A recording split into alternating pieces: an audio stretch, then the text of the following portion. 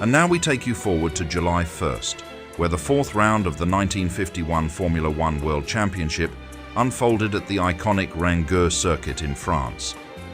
This prestigious event was bestowed with the esteemed title of the European Grand Prix, marking it as a cornerstone of motorsport history. Set amidst the picturesque French countryside, the Reims-Gueux circuit boasted a unique triangular layout, characterized by long straights and high-speed corners. This challenging track pushed engines to their limits, demanding exceptional performance and reliability from every racing machine. The formidable Alfa Romeo machines, known for their power, were anticipated to shine on the challenging Reims-Gueux circuit. Yet, the strategically fuel-efficient Ferraris presented a strong contender in the competition. Alfa Romeo's dominance at Spa-Francorchamps solidified their position as the frontrunners, outpacing their Ferrari adversaries. With Giuseppe Farina reclaiming the championship lead, the reigning champion capitalized on teammate Fangio's mechanical setbacks. Fangio, trailing by a mere 2 points, was resolute in his quest not to yield to Farina on French soil. Consalvo Sanesi would once more command the third car, while the paddock buzzed with excitement over Luigi Fagioli's return to the Alfa Romeo roster.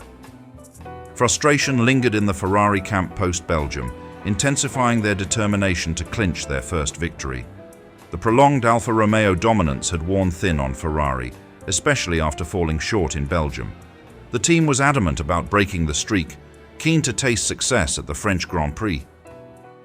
José Froilán González seized the chance to showcase his talent in a top-tier car, eager to make his mark on the track. Adding to the mix, Reg Parnell, backed by BRM financier Tony van der Velde, entered the fray as a privateer with the new and modern Ferrari 375.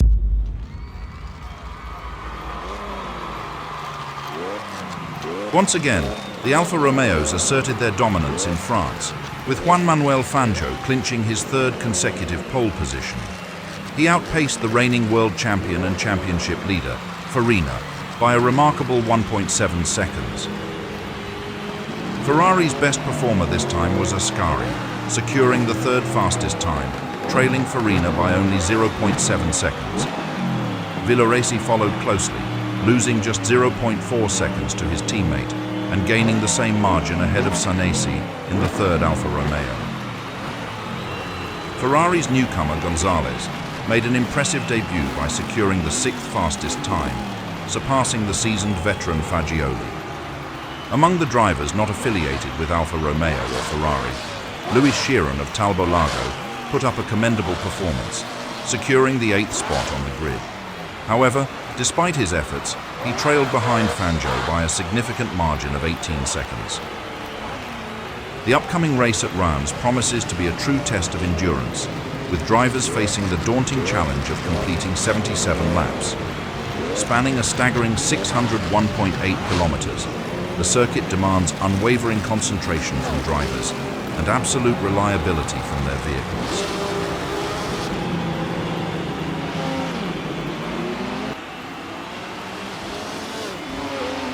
The race at Reims kicked off with a spectacular start, as Fangio, in his signature style, surged into the lead.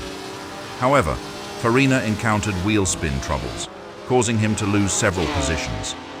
The Ferraris of Ascari and Villoresi capitalized on this, swiftly maneuvering past Farina. Sanesi and the newcomer, González, also managed to overtake the struggling Alfa Romeo. Ascari's Ferrari showcased exceptional performance, and by the end of the first lap, he had boldly claimed the lead from Fangio's Alfa Romeo, setting the stage for an intense battle at the front. The treacherous Reims circuit lived up to its reputation for mercilessly testing the endurance of both man and machine. Within the blink of an eye, the unforgiving track claimed its first victims. Marimon's debut race in the Milano-engined Maserati was marred by misfortune, his hopes dashed when the engine blew up after only 2 laps. The promising start of Manzon's race ended abruptly on lap 3 due to engine troubles.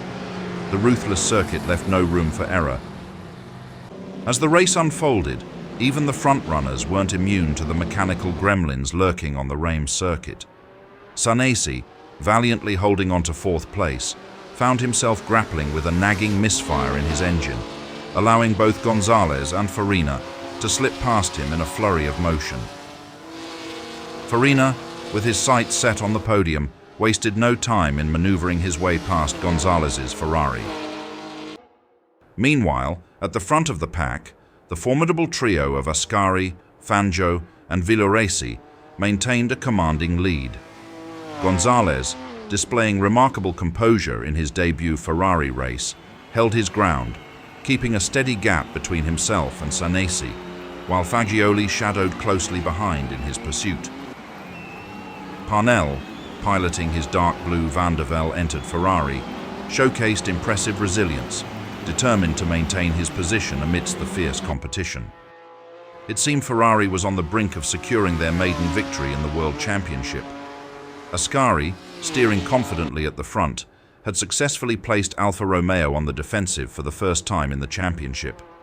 The prospect of a historic triumph, however, was abruptly shattered when Ascari's gearbox seized up on the 10th lap, abruptly ejecting him from the race.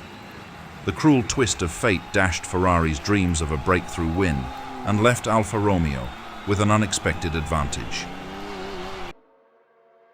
The race order after 10 laps is Fangio, Villoresi, Farina, Gonzalez, Ascari, Fagioli, and Parnell in the blue Ferrari. Just as Fangio regained control of the race, a new twist emerged. Farina, showcasing his trademark resilience, swiftly closed the gap to Villoresi's second place and skillfully reclaimed the position from the Ferrari driver. With Farina's assertive move, Alfa Romeo once again asserted their dominance on the track. However, Fangio's momentum was abruptly halted when he began to experience a troubling misfire issue, prompting an unscheduled pit stop for a thorough inspection by his mechanics. Despite the diligent efforts of his team, the problem persisted, forcing Fangio back into the pits for further attention.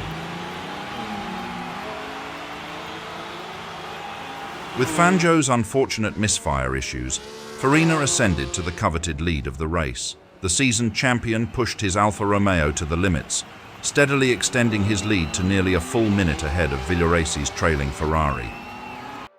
Meanwhile, Fagioli, the only other Alfa Romeo unscathed by mechanical woes, showcased impressive pace, surging past Gonzalez's Ferrari to secure third place.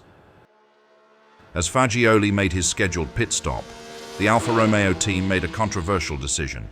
They ordered him out of the car to provide Fangio with a fighting chance in the race. Despite Fagioli's reluctance and fury, he complied with the team's directive, relinquishing the third-place Alfa Romeo to Fangio's skillful hands. Farina, the commanding leader of the race, executed a seamless pit stop, rejoining the track with a firm grip on his race-leading position. In a strategic move during the pit stops, Gonzalez in second place was directed to relinquish his Ferrari to the team's lead driver, Ascari, who had faced an unfortunate retirement earlier in the race. Fangio's relentless pursuit was momentarily halted on lap 36 as his car made its second standard pit stop. However, any potential advantage gained was quickly nullified when, just a lap later, race leader Farina's front left tire suffered a spectacular blowout. Farina showcased remarkable skill in maintaining control of his car amidst the chaos, but the unforeseen setback forced him to cautiously navigate back to the pits. In a dramatic turn of events, Juan Manuel Fangio won the 1951 French Grand Prix. He and Luigi Fagioli found themselves sharing both victory and the last place on the podium. Similarly, the shared car of Alberto Ascari and José Froilán González secured an impressive second position. Despite the tumultuous race, the Ferrari of Luigi Villoresi managed to secure third place, showcasing the enduring spirit of the team. Notably, the podium was graced by a total of 7 drivers, underscoring the unpredictable nature of the race, while Reg Parnell's performance in his private Ferrari fell short of challenging the lead pack. Securing fourth place was a commendable achievement. Giuseppe Farina, disappointed by a tyre blowout, ultimately settled for 5th place, illustrating the unforgiving nature of motorsport. After the thrilling events of the fourth race, Juan Manuel Fangio emerges as the leader of the 1951 Drivers' Championship with an impressive 15 points. Hot on his heels is Giuseppe Farina, trailing by just 1 point with 14 to his name. Indy 500 winner Lee Wallard claims a strong third position in the standings, boasting 9 points to his credit. Alberto Ascari shares the third spot with Wallard, also tallying 9 points. Luigi Villaresi rounds off the top 5 contenders with a respectable total of 8 points. Dear Grand Prix TV fans, thank you for your unwavering support throughout the exhilarating 1951 Formula One season. Your enthusiasm keeps us fueled for every race, making each event an unforgettable experience. But hold on to your seats because the excitement continues with the upcoming spectacle, the 1951 British Grand Prix. Get ready for adrenaline-fueled action, intense rivalries, and the thunderous roar of engines echoing through the historic Silverstone circuit. Hit that subscribe button and stay tuned for the next chapter in this historic racing saga.